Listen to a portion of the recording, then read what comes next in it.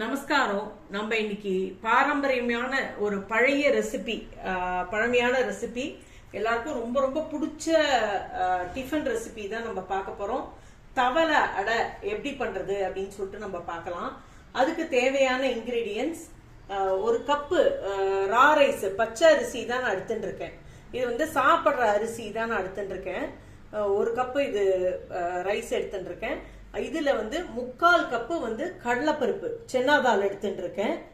அதுல வந்து 1/4 பங்கு தூர்தால் துவரம்பருப்பு எடுத்துட்டு இருக்கேன். ஒரே 1 ஸ்பூன் உளுத்தம்பருப்பு எடுத்துட்டு இருக்கேன். அப்புறம் தேங்காய் 1 கப் எடுத்துட்டு இருக்கேன். மிளகா வத்தல் ரெட் சில்லி எடுத்துட்டு இருக்கேன். அப்புறம் அந்த ஸ்பிளிட் உருத்தால் தாளிக்கிறதுக்காக உருத்தாலும் மஸ்டர்டு, உளுத்தம்பருப்பு, கடுகு எடுத்துட்டு இருக்கேன்.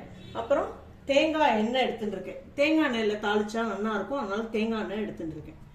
இப்போ வந்து நான் என்ன பண்ணேன், இந்த அரிசியை நல்லா 2-3 தடவை நல்லா வாஷ் பண்ணிட்டு நல்லா களைஞ்சிட்டு நல்லா தண்ணியை வடிச்சிட்டு இந்த மாதிரி நான் வந்து உணர்த்தி வச்சிருக்கேன். இதை வந்து நம்ம பாருங்க, இதில் ஜலமே இருக்கவே கூடாது, நல்லா காஞ்சிருக்கணும்.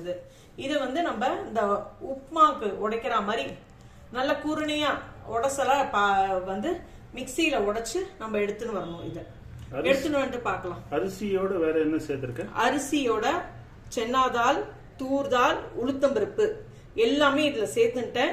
இதோட நம்ம வந்து இந்த ரெட் சில்லியும் போட்டு நம்ம வந்து உடைச்சு எடுத்துன்னு வந்துடலாம். சில பேர் வந்து மிளகு கூட போடுவா தவளை அடைக்கி. அது அவளோட விருப்பத்துக்கு தான். நம்ம வந்து வேணா ரெட் சில்லி போட்டுக்கலாம், இல்லை மிளகு வேணாலும் போட்டுக்கலாம்.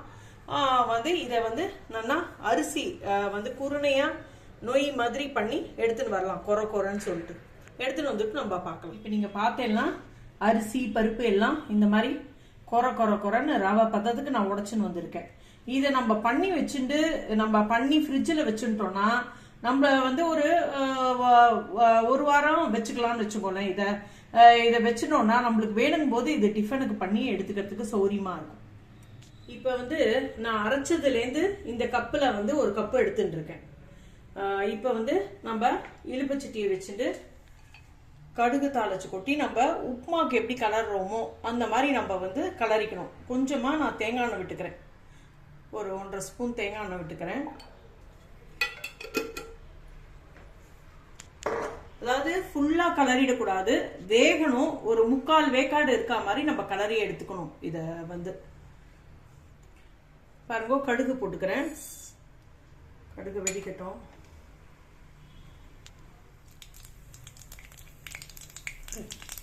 கடுகு வெடிக்கிறது. இப்போ வந்து இந்த உளுத்தம்பருப்பை இதோட போட்டுக்கலாம். கொஞ்சம் பெருங்காயம் போட்டுக்கலாம். போட்டு லைட்டாக செவக்கட்டும் உளுத்தம்பருப்பு. இப்போ வந்து இந்த நம்ம எடுத்து வச்சிருந்த தேங்காயும் நான் இதில் போட்டு விடுறேன். போட்டுட்டு ஒரு பரட்டிட்டு இப்போ நம்ம அந்த அரிசிக்கு என்ன அளவு எடுத்துப்போமோ 2.5 3 வந்து உங்க அரிசி எந்த அளவு நீங்க வந்து எடுத்துப்பேலோ ஜலம், அந்த அளவுக்கு நம்ம வந்து ஜலம் எடுத்துக்கலாம். நான் வந்து இந்த 1 கப்புக்கு வந்து நான் 2.5 டம்ளர் ஜலம் எடுத்துட்டு இருக்கேன். இப்போ வந்து இந்த ஜலத்தையும் இதில் வச்சுருக்கேன்.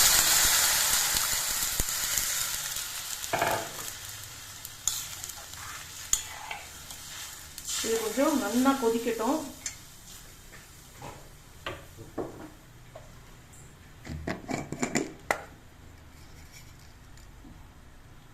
இப்ப இதுக்கு தேவையான அளவு உப்பு, கல் உப்பு தான் நான் போடுறேன்.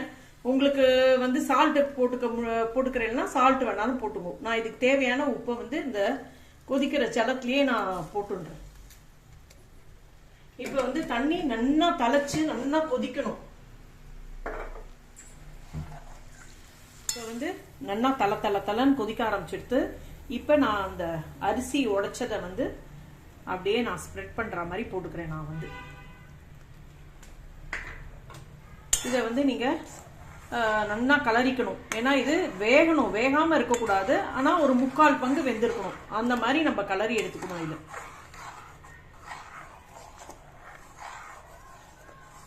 நல்லா கலரி எடுத்துக்கலாம். நல்ல வாசனையாக இருக்குது கலரும் போதே உங்களுக்கு. ஏன்னா அந்த பருப்பு, அந்த துவரம்பருப்பு வாசனை, மிளகா வத்தல் வாசனை, இதில் மிளகும் ஜீரகமும் போட்டுனாலும் ரொம்ப நல்லா இருக்கும். இது வந்து இது பாருங்க, மெதுவாக நம்ம நல்லா வேக ஓரளவுக்கு வேக விட்டு, முக்கால் பாகம் வேக விட்டு நம்ம கலரி எடுத்துக்கணும். இந்த தேங்காய் எண்ணெயோட வாசனை முன்னாடிலாம் ஃபுல்லாக தேங்காய் எண்ணெயிலேயே பண்ணுவா. இப்போ வந்து எல்லாருக்கும் அது தேங்காய் எண்ணெய் நிறைய விட்டாலும் வந்து ஒரு மாதிரி பிடிக்க மாட்டேங்கிறது. அதனால் நம்ம தட்டும்போது கொஞ்சம் ஆயில் கலந்து தான் நம்ம தட்டணும். இதுக்கு ஏன் தவளை அடைன்னு வச்சுருக்கா? இது என்னன்னா, அந்த நாள்லலாம் வந்து உங்களுக்கு பெருசாக பாத்திரம்லாம் இருக்காது இல்லையா. அது வந்து தவளைம்பா, அப்புறம் வந்து உருளிம்பா, அந்த மாதிரி தானே சொல்லுவா. கலர்றதுக்கெலாம் இழுப்புச்சட்டி அந்த மாதிரிலாம் தானே சொல்லுவா. அதனால் தவளையில் கலரி இது பண்ணுறதுனால தவளை அடை அப்படின்னு சொல்கிறான். மெயினாக இந்த பலகாரம் பண்ணுற அன்னைக்கு, இந்த அமாவாசை விரத நாட்கள்லாம் பலகாரம் பண்ணுற அன்னைக்கு தோசை, அடை, இட்லி அப்படிலாம் வந்து போர் அடிச்சு போயிருக்கும். உப்புமா எல்லாம், அரிசி உப்புமா எல்லாம். அதனால் வந்து இது பண்ணினா கொஞ்சம் எல்லாருக்கும் பிடிக்கும் அப்படிங்கிறதுனால இந்த மாதிரி உப்புமா மாதிரி கலரி அதை வந்து இழுப்புச்சட்டியில் தட்டி வந்து பண்ணுவா. அது எல்லாருக்கும் ரொம்ப பிடிக்கும். குழந்தைகளுக்கெல்லாம் ரொம்ப ரொம்ப பிடிக்கும் இந்த மாதிரி பண்ணி கொடுத்தா. நல்லா வேகட்டும். கொஞ்சம் நம்ம மூடி போட்டு வேக விடும்.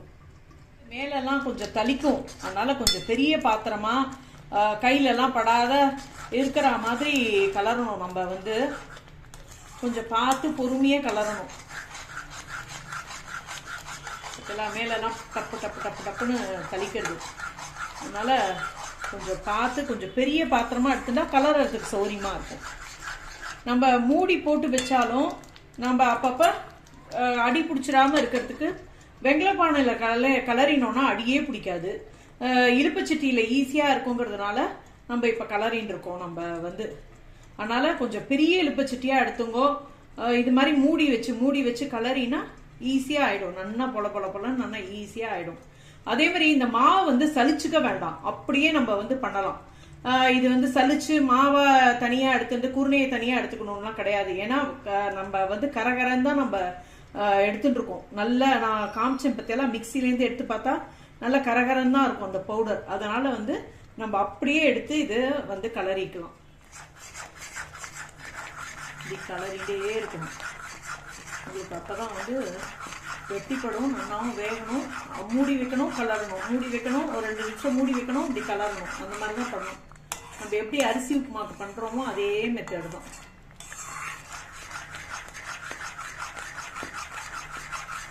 இந்த அடி பிடிச்சா கூட வெங்கலப்பானை எல்லாம் பண்ணும்போது அடி பிடிச்சா கூட ரொம்ப நல்லா இருக்கும். அந்த லைட்டு ப்ரௌனு வரும் பார்த்தீங்களா, அது வந்து ரொம்ப நல்லா கரன்னு இருக்கும். அந்த மாதிரி இருந்ததுன்னா அந்த உப்புமாவே ரொம்ப பிரமாதமாக இருக்கும் அது சாப்பிட்றதுக்கு. மூடி வைக்கலாம்.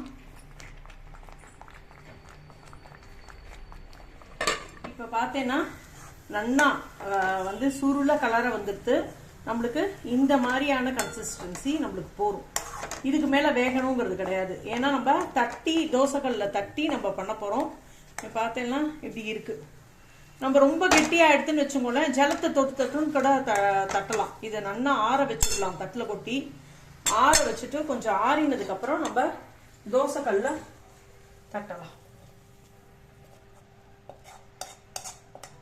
இது சூடு ஆற கொஞ்சம் கெட்டியாக வாழை இலை இருந்தால் வாழை இலை எடுத்துக்கலாம். இல்லைன்னா நம்ம கையிலையும் நம்ம தட்டி போடலாம். வாழை இலையில் தட்டி போட்டோம்னா கரெக்டாக வரும். அதனால் வாழை இலையில் எடுத்துட்டு இருக்கேன். இல்லைன்னா கவர் வேணுன்னா நீங்கள் கவர் வேணாலும் எடுத்துக்கோ. கொஞ்சம் எண்ணெய் ஜலமும் வச்சுட்டுருக்கேன். இது கொஞ்சம் ஆறி எடுத்துது. ஒருவேளை ரொம்ப கெட்டியமாக இருந்ததுன்னா பாருங்க, இந்த மாதிரி ரொம்ப கெட்டியமாக இருந்ததுன்னா நீங்கள் கொஞ்சம் ஜலத்தை விட்டு நல்லா பிசைஞ்சுட்டு அதுக்கப்புறம் தட்டலாம். ரொம்ப மெல்லிசா இல்லை, கொஞ்சம் கொஞ்சம் கனமாக இருந்தால் தான் இது வந்து நல்லா ரோஸ்ட் ஆகி வரும். நான் சின்னதாக தான் தட்டுறேன். இப்போ வந்து தோசைக்கல் சூடாகிட்டுருக்கு. இப்போ கொஞ்சம் நான் எண்ணெய் விட்டுக்கிறேன். இதில் நம்ம 2-3 தட்டி போட்டு விடலாம். எண்ணெயை கொஞ்சம் நல்லா ஸ்ப்ரெட் பண்ணி விட்டுக்கலாம், எல்லா இடத்துலையும் படுற மாதிரி. இப்போ இந்த அடையை எடுத்து நம்ம போட்டுடலாம்.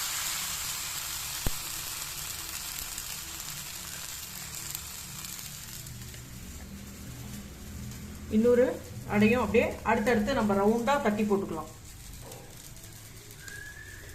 உங்களுக்கு எப்படி சைஸ் வேணுமோ, கொஞ்சம் பெருசாக வேணாலும் பெருசாக பண்ணிங்கோ. நான் சின்ன சின்னதாக தான் போடுறேன். குழந்தைகளுக்கெல்லாம் இது பண்ணி கொடுத்தா ரொம்ப பிடிக்கும். கொஞ்சம் எண்ணெய் விட்டு தான் நம்ம வந்து இது ரோஸ்ட் பண்ண முடியும். ஏன்னா நல்லா கிறிஸ்பியாக வருங்கிறதுனால கொஞ்சம் எண்ணெய் விட்டு தான் ரோஸ்ட் பண்ண முடியும். இங்கே பாருங்க, இந்த சைட்லேயே இப்படி போட்டுக்கலாம். இப்போ நம்ம வந்து இது தட்டி போட்டுருக்கோம். ஒருவேளை இது கரெக்டாக இருக்குது, நான் வந்து ஜலம் கூட தொட்டுக்கல, லைட்டாக எண்ணெய் தான் நான் தொட்டுட்டு தான் தட்டுறேன். நான் வந்து ஒருவேளை இது வந்து ரொம்ப கெட்டியமாக ஆயிடுத்துன்னு வச்சுக்கோங்களேன். ஒரு அரிசி வந்து நம்ம கலரும் போது ரொம்ப கெட்டியமாக ஆயிடும். அப்படி கெட்டியமாக ஆயிடுத்துன்னா கொஞ்சம் ஜலத்தை தொட்டு நல்லா பிசைஞ்சுட்டு அதுக்கப்புறம் நம்ம வந்து தட்டிக்கலாம்.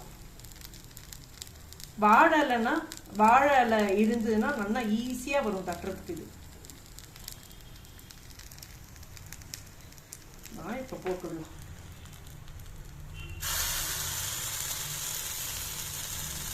இப்போ இந்த சைடில் கொஞ்சம் நம்ம எண்ணெய் விட்டுட்டு ரோஸ்ட் பண்ணுறதுக்கு கொஞ்சம் எண்ணெய் தான் நம்ம விட்டுக்கணும். அப்போ தான் நல்லா ரோஸ்ட்டாக வரும் தவளை அடை.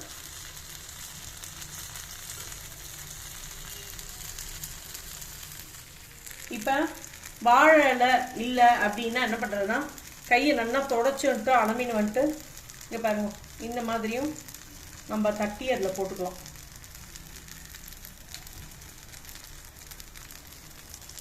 இப்படி எடுக்கிறது தான் இந்த மாதிரி தட்டி போட்டுக்கலாம்.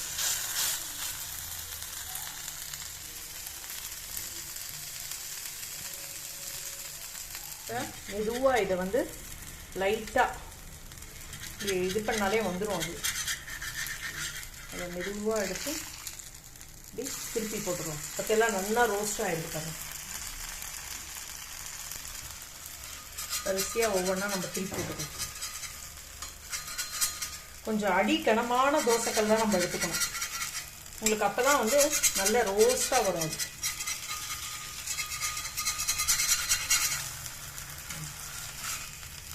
மெதுவாக இப்படி எடுத்து இப்படி போட்டுக்கணும். இப்போ நல்லா கோல்டன் ப்ரௌனாக ஆகிடுது, உங்களுக்கு பார்த்தாலே தெரியும். இப்போ நம்ம தவளை அடையே எடுத்துடணும்.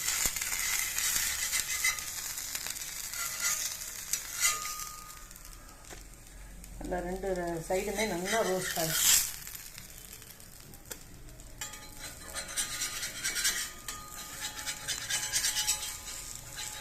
கொஞ்சம் பொறுமையாக தான் பண்ணணும். நம்மளுக்கு ரோஸ்ட் ஆகிடுச்சுன்னா விண்டு போகாது.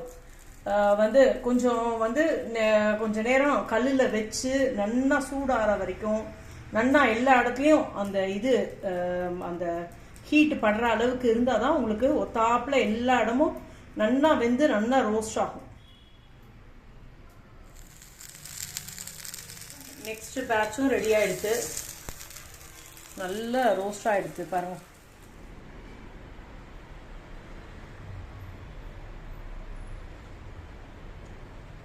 தவளை அடை பண்ணியாச்சு. ரொம்ப நாளாக வந்திருக்கு, நல்லா கிறிஸ்பியாக ரொம்ப நாளாக வந்திருக்கு. இந்த மாதிரி டீ டைமில் நம்ம இது பண்ணி வச்சுன்னு சாப்பிடலாம். சாயந்தரம் நைட்டு டின்னருக்கும் நம்ம பண்ணிக்கலாம். இது வந்து அப்புறம் இந்த மாவு நான் பற்றி சொல்லணும்னு, இந்த மாவு வந்து 1 வாரம் வரைக்கும் வச்சுக்கலாம். அதுவும் ஃப்ரிட்ஜில் தான் வச்சுக்கணும். நம்ம வெளியில் வச்சா வீணாக போயிடும். ஏன்னா ஈர அரிசியே காய வச்சு பண்ணியிருக்கிறதுனால 1 வாரம் வரைக்கும் வச்சுக்கலாம். நம்ம முதல் நாள் இந்த மாதிரி மாவு அரைச்சி வச்சுட்டு அடுத்த நாள் வந்து உப்புமா கலரி டக்கு டக்குன்னு நம்ம வந்து அடை தட்டி கொடுக்கறதுக்கு ரொம்ப சௌரியமா இருக்கும். அதனால வந்து முன்னாடியே கூட நம்ம பண்ணி வச்சுக்கலாம். இது சுட சுட வெறும்னு சாப்பிட்றதுக்கும் நல்லா இருக்கும். தொட்டுக்கிறதுக்கே ஒண்ணுமே வேண்டாம். தேங்காய் சட்னி இல்லைன்னா சாம்பார் இருந்ததுன்னா சாம்பார் தொட்டுக்கிறதுக்கு நல்லா இருக்கும். மொளாபியோட கூட ரொம்ப நல்லா இருக்கும். எல்லாரும் பண்ணி பாருங்க, உங்களுக்குலாம் பிடிச்சிருக்கும் அப்படின்னு நினைக்கிறேன். உங்க ஃபீட்பேக்கை கமெண்ட்ஸ்ல போடுங்க. பண்ணி பார்த்துட்டு எப்படி இருந்ததுன்னு சொல்லுங்க.